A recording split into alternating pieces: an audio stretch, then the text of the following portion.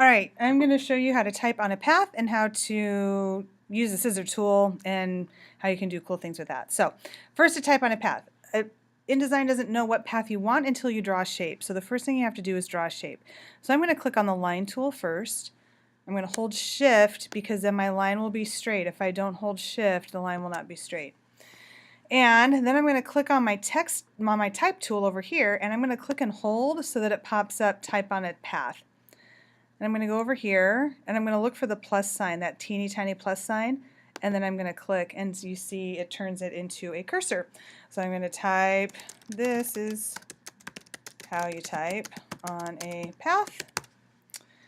I'm going to select that. I'm going to choose a different font. I'll just choose Noteworthy. I'm going to make it bigger. There we go. I can adjust the color over here if I want to make it a different color. So this is how you type on a path. If you want to do anything to it, like move it around, you can just click and drag it to wherever it is you want it to go. If you want to flip it at all, I'm sure there's an easier way to do it. The way that I do it is I just hover until I get that rounded arrow, and then I click and move it around like this. Sometimes I might want it to look like this way instead. So looks like if I go up here, then I can type in the different angles. If I wanted a 45-degree angle, it disappeared, but it will do this and change the path there. So you can change the angles up here for how you want to do that. If you wanted to make it a little more interesting and do a curve, you could click on the ellipse tool and draw a circle over here.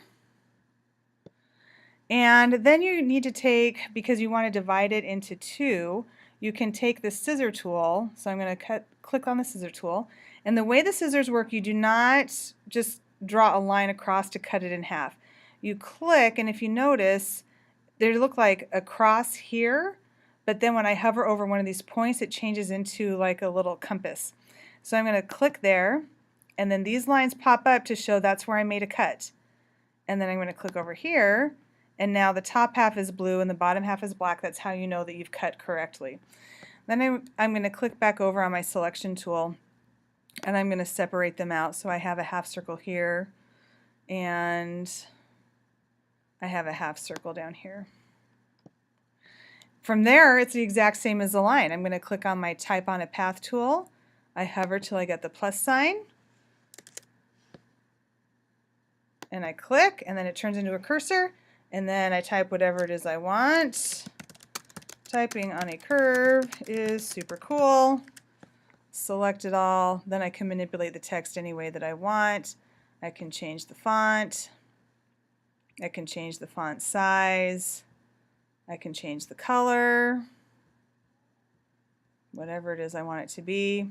And then if I use my black selection tool, I can move this to wherever it is. Now, because InDesign still thinks this is, part of a circle, the other thing I can do is I can fill it with another color. So I could actually do this, and I can fill that half circle. So those are some ways that you can manipulate text that might be a little bit different, might add a different level to your design. If you don't want to see the line, you just have to change your stroke to 0. Whoops, you have to select it first. Change your stroke to 0, and then that line goes away, so then it just looks like you're typing on the curve, which is really kind of cool, especially if you want to do something interesting with like suns or wells or pictures, anything that has some type of a fill element to it. But that's how you type on a path.